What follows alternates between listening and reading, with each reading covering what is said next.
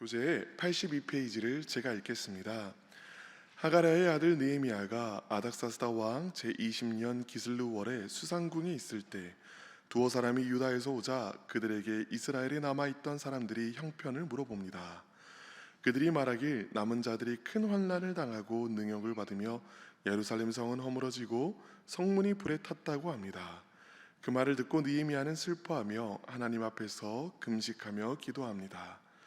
느헤미야는 하나님께 주께 돌아와 계명을 지키면 하늘 끝에 있을지라도 돌아오게 하리라 하는 말씀을 기억해 달라고 간구합니다. 오늘부터 우리는요 느헤미야서를 읽게 됩니다. 본디 히브리어 성경은 우리가 어제까지 읽었던 에스라와 느헤미야 성경을 하나의 성경으로 취급합니다. 오늘 우리도 이 두 성경을 밀접하게 연관시키면서 같이 이야기를 나누어 보려고 합니다.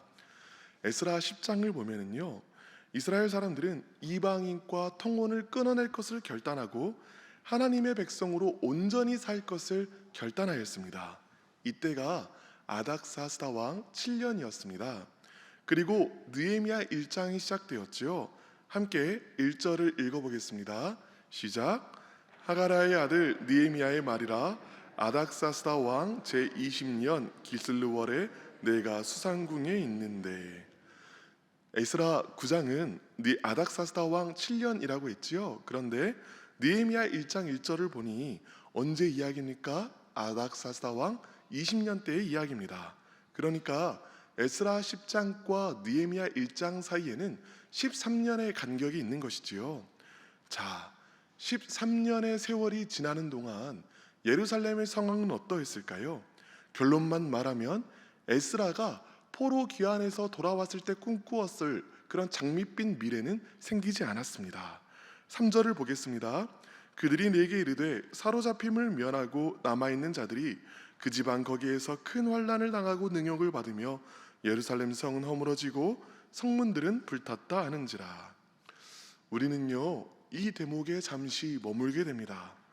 에스라의 모든 종교개혁 운동에도 불구하고 이스라엘 삶은 크게 나아진 것이 없었습니다. 에스라는 분명히 살아계신 하나님을 의지하였지만 하나님께서는 침묵하신 것으로 보였습니다. 13년의 시간 동안 이스라엘은 승리하는 신앙인의 모습보다는 버티는 신앙인의 모습으로 살았습니다. 하나님이 침묵하시는 것으로 보였다는 것이지요. 그래서 우리가 알 수 있는 것이 있습니다. 버티는 것도요 신앙이 있어야만 할 수 있습니다. 때로 신앙의 삶은 승리하는 삶이 아니라 버티는 삶입니다. 그런데 이 13년의 버티는 삶 동안에 에스라와 예루살렘 사람들의 눈에는 보이지 않았겠지만 하나님께서는 여전히 신실하게 일하고 계셨습니다. 아니 도대체 하나님께서 무슨 일을 하고 계셨지요? 하나님께서는요 에스라 눈에 보이지 않은 저 멀리 바벨론 땅에서 느헤미야를 키우고 계셨습니다. 이제 하나님께서는 느헤미야를 통해 일하실 것입니다. 여러분, 하나님의 침묵 속에 애가 타고 계신 분 있으십니까? 하나님의 은혜를 의지하며 살아오기는 했는데 이제는 버티고 버티다 낙심하신 분 혹시 계십니까? 여러분, 우리 눈에 보이지 않더라도 하나님께서 지금 이 시간 일하고 계심을 믿음의 눈으로 바라보시기를 바랍니다. 이제 시선을 다시 느헤미야에게로 돌려보도록 하겠습니다. 느헤미야가 바사의 고위관리가 돼서 수상궁에 있는 동안 동생 하나니가 찾아옵니다. 느헤미야는 동생 하나니에게 지금 예루살렘의 상황을 묻습니다. 그리고 하나니는 아까 3절에 우리가 함께 읽은 것처럼 예루살렘에 있는 사람들은 큰 환난 가운데 있습니다. 예루살렘은 불타고 성문들도 불타고 없습니다. 이렇게 대답하였습니다. 이 대답을 듣고 에스라는 엎드렸습니다. 함께 4절을 읽어보도록 하겠습니다. 4절입니다. 시작.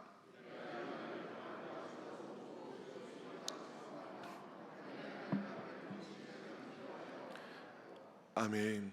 느헤미야는요 하나님 앞에서 애통하면서 웁니다. 에스라 9장을 설교할 때도 말씀드렸지만 하나님께서는요 하나님의 일을 행하시기 전에 하나님의 부흥을 준비하시기 전에 하나님을 갈망하는 사람, 하나님 앞에서 애통하는 사람을 먼저 세우십니다. 바로 이 마음, 예루살렘을 향한 하나님의 마음이 바로 오늘 느헤미야에게도 부어진 것이지요. 이제 이 애통하는 마음을 품고 느헤미야는 기도합니다. 4절을 보면 느헤미야는 울고 슬퍼하며 금식합니다. 그리고 6절을 보면 느헤미야는 주야로, 그러니까 끊임없이 기도했다라고도 말하고 있습니다. 이쯤 되면 제가 무슨 말을 할지 여러분 다 아시고 이렇게 말씀하실지도 모르겠습니다. 아니 목사님, 무슨 말 하실지 우리 다 압니다. 당연히 느헤미야처럼 에스라처럼 나라와 민족을 위해서 기도해야 된다는 것 저도 잘 알고 있습니다. 그런데 목사님, 솔직히 지금 제 상황은요, 제 기도하기도 벅찹니다. 어떻게 남의 기도까지, 나라 기도까지 할 수 있습니까? 그렇습니다. 이 고백이 진솔한 고백입니다. 나라를 위해 기도하는 것은 내 힘으로 되지 않습니다. 하나님이 인도해 주셔야만 합니다. 성령께서 기름 부어 주셔야만 합니다. 그리고 단번에 되는 일도 아닙니다. 기도에도요, 단계가 있습니다. 먼저 사람들은 맨 처음 기도할 때에는 자기의 필요를 들고 하나님 앞에 나옵니다. 그런데 이것도 귀한 일입니다. 기도조차 하지 않는 사람이 얼마나 많습니까? 그런데 그렇게 내 삶의 문제를 놓고 기도하기 시작하면 하나님께서 이 기도의 초점을 점차로 바꾸어 나가시기 시작합니다. 처음에는 내가 힘들어하는 이 문제만 보입니다. 그런데 점차로 그 문제를 해결하실 수 있는 하나님이 얼마나 크신 하나님이신지, 얼마나 전능하신 하나님이신지, 그리고 얼마나 선하신 하나님이신지 하나님이 보이시기 시작합니다. 그래서 하나님께 문제를 맡겨드릴 수 있게 되는 것이지요. 그래서 하나님께 내 문제를 온전히 맡겨드리게 되면 그때부터는 하나님의 문제를 품고 내가 기도하게 됩니다. 그러니까 기도의 초점이요, 처음에는 내 문제에 있다가 그 다음에는 하나님께로 가게 되고요, 그 다음에는 하나님의 마음, 그곳으로 가게 된다는 것이지요. 예수님께서는 이런 기도, 하나님의 문제를 내 문제로 품고 하는 기도에 대해서 이렇게 말씀하셨습니다. 그런즉 너희는 먼저 그의 나라와 그의 의를 구하라. 그리하면 이 모든 것을 너희에게 더하시리라. 아멘.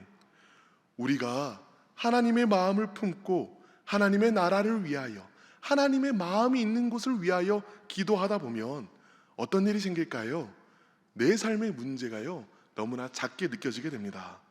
기도하기 전에는 내 문제가 나를 숨막히게 했는데 이제 더 이상 그 문제는 아무것도 아닌 것처럼 느껴집니다. 그러면요, 이 문제는 이미 해결된 것입니다. 왜지요? 그 문제가 더 이상 나를 속박하지 못하기 때문입니다. 이 문제가 믿음의 영역으로 넘어갔기 때문입니다. 이제 내 작은 문제는 크신 하나님께서 해결하실 것입니다. 그런데 목사님, 잘 이해했습니다. 그런데 저는요, 제 문제를 아직 하나님께 다 맡기지 못했습니다. 그래서 아직 나라와 민족을 위해서는 기도할 수 없습니다 하시는 분이 있으실지도 모르겠습니다. 그런데 디모데전서 2장 1절과 2절에서 하나님의 말씀은 이렇게 말합니다. 그러므로 내가 첫째로 권하노니 모든 사람을 위하여 간구와 기도와 도구와 감사를 하되 임금들과 높은 지위에 있는 사람들을 위하여 하라. 무슨 말일까요? 내 기도의 단계가 어떠하든지 간에 나라와 민족을 위해서는 기도해야 된다는 말입니다. 그저 말씀에 순종해서 기도해 보시기 바랍니다. 그럼 어떤 일이 생길까요? 갑자기 깨달아지는 것이 있습니다. 아니, 나밖에 모르는 내가, 내 기도하기도 벅찬 내가 어떻게 지금 나라와 민족을 위해서 기도하고 있지? 지금 이 기도는 내가 하는 것이 아니구나. 성령께서 내 안에서 나를 움직이셔서, 나를 추동하셔서 나라를 위하여 기도하게 하시는구나. 그렇구나. 하나님께서 지금 나와 가까이 계시는구나. 내 기도 가운데 역사하고 계시는구나. 이 사실이 보입니다. 그러면 기도를 통하여 점점 더 하나님과의 친밀한 자리, 깊은 자리로 나아가게 되는 것이지요. 그래서 여러분, 첫 번째 기도 제목입니다. 나라와 민족을 위해 기도하는 자 되게 하소서. 나라와 민족을 위해 기도하는 자 되게 하소서. 이제 구체적으로 느헤미야가 실제로 어떻게 기도했는지를 살펴보도록 하겠습니다. 느헤미야 기도를 가만히 보면은요, 두 가지 특징이 있습니다.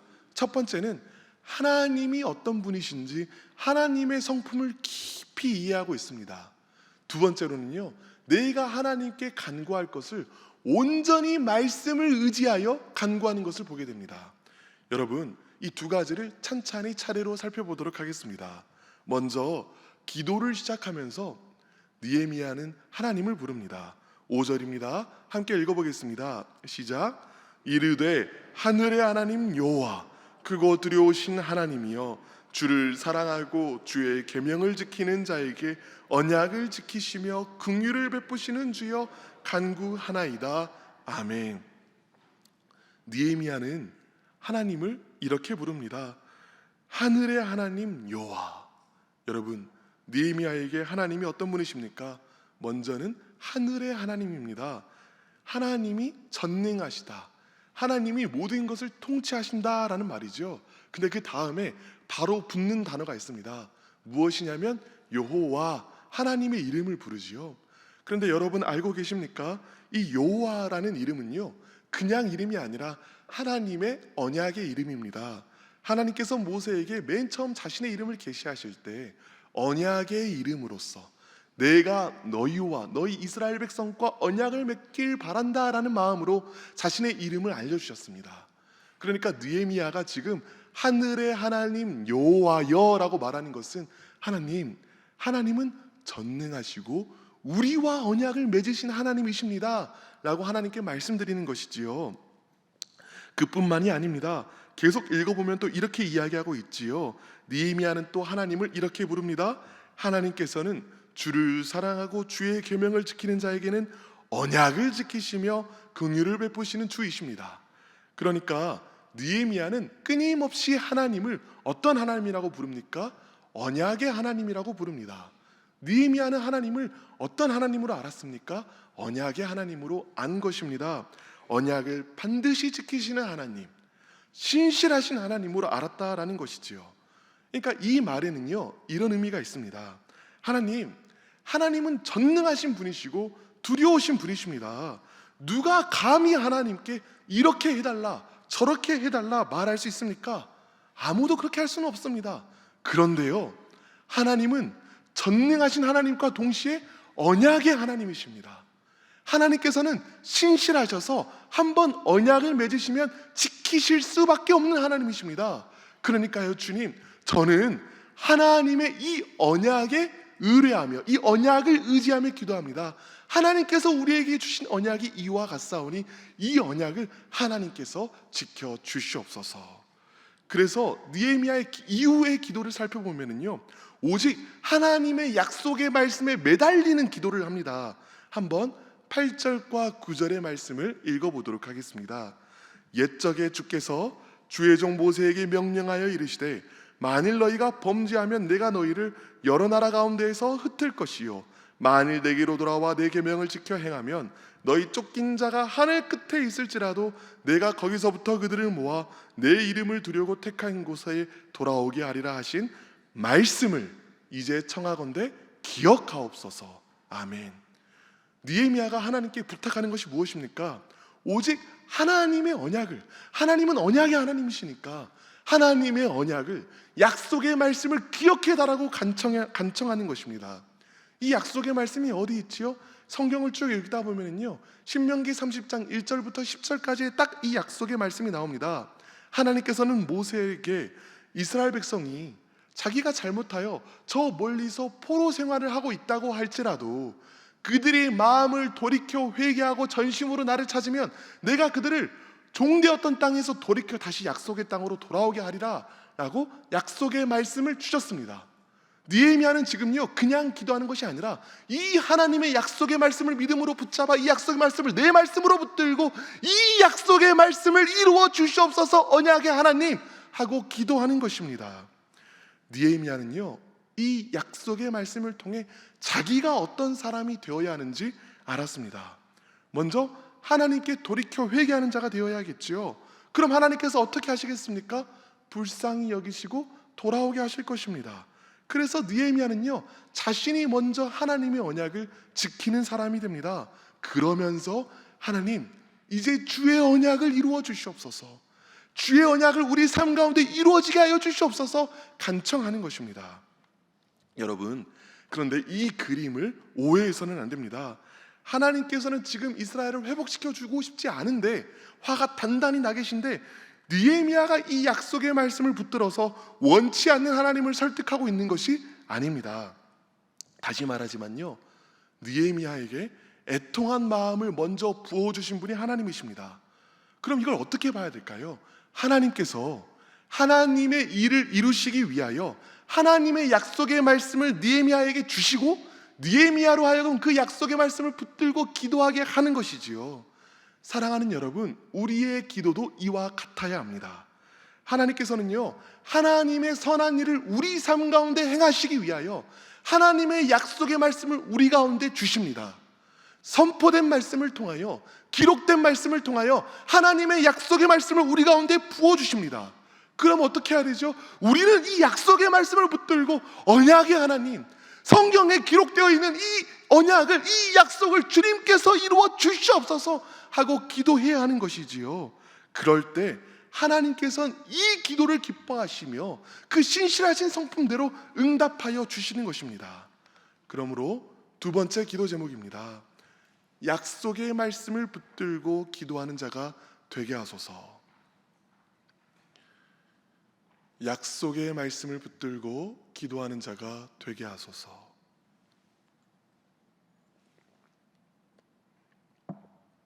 이제 함께 11절을 읽어보도록 하겠습니다. 11절입니다. 시작. 주여 구하오니 귀를 기울이사 종의 기도와 주의 이름을 경외하기를 기뻐하는 종들의 기도를 들으시고 오늘 종이 형통하여 이 사람들 앞에서 은혜를 입게 하소서 하였더니 그때에 내가 왕의 술관원이 되었느니라. 아멘. 느헤미야는 하나님께, 언약의 여호와 앞에 하나님의 약속의 말씀을 이루어 주소서라고 기도하였고 하나님의 응답을 경험하였습니다. 그런데요, 잘 읽어보면 11절은 이렇게 이야기하고 있습니다. 하옵소서 기도하였더니 그때에, 무슨 말일까요? 하나님께 기도를 드리니 그때에 내가 왕의 술관원이 되었다라는 말입니다. 그런데 여러분, 엄밀하게 말하면요, 이스라엘이 회복되기를 바라는 느헤미야의 기도와 느헤미야가 술관원이 된 것은 전혀 별개의 사건입니다. 이스라엘이 회복되기를 바라는 것은 민족의 일이고 자신이 술관원이 된 것은 개인의 일입니다. 그런데요, 느헤미야는 이 두 가지 사건이 분리되어 있는 것이 아니라 하나의 사건으로 연결시킬 수 있는 놀라운 영적인 통찰력이 있었습니다. 내 기도를 통하여 하나님께서 지금 이 일을 내 삶 가운데 행하고 계시는구나, 이 사실을 바라볼 수 있었다라는 것이지요.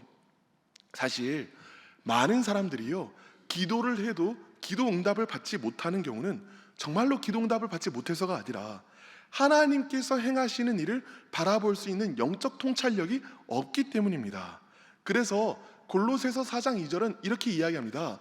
기도를 계속하고 기도에 감사함으로 깨어 있으라. 여기에서 깨어 있으라라는 말은 군인이 경계를 하듯 유심히 지켜봐라, 주시하여 바라보라 라는 말이지요. 그렇다면 이 말, 기도를 계속하고 기도에 감사함으로 깨어 있으라는 이 말은 무슨 말일까요? 하나님께 기도하는 것으로 끝내지 말라. 하나님께 기도하는 것, 그것만으로 만족하지 말라는 것입니다. 기도한 이후에는 무엇을 해야 됩니까? 주시하여 바라봐야 합니다. 깨어 있어야 합니다. 하나님께서 내가 기도하였기 때문에 내 기도를 통하여 무슨 일을 행하고 계시는지를 감사함으로 지켜볼 수 있어야 한다라는 것이지요. 그러니까 스스로 깨어서 민감하게 하나님의 역사하심이 어디 있는지 살펴보는 자들에게 하나님께서는 지금 하나님의 행하시는 일이 무엇인지를 비추어 가신다라는 말입니다. 그러므로 여러분, 우리 역시도 이런 시각을 갖게 되기를 간절히 바랍니다. 기도하는 것으로 끝내는 것이 아니라 내 기도는 하나님의 언약의 말씀에 의지한 이 기도는 하나님께서 이루실 것이기 때문에 지금 내 삶 어디에서 하나님께서 일하고 계시는지를 믿음의 눈으로 바라보는 이런 영적인 통찰력이 우리 가운데 부어지기를 간절히 바랍니다. 마지막 기도 제목입니다. 영적인 통찰력을 가지고 하나님이 행하시는 일을 보게 하소서. 영적인 통찰력을 가지고 하나님이 행하시는 일을 보게 하소서.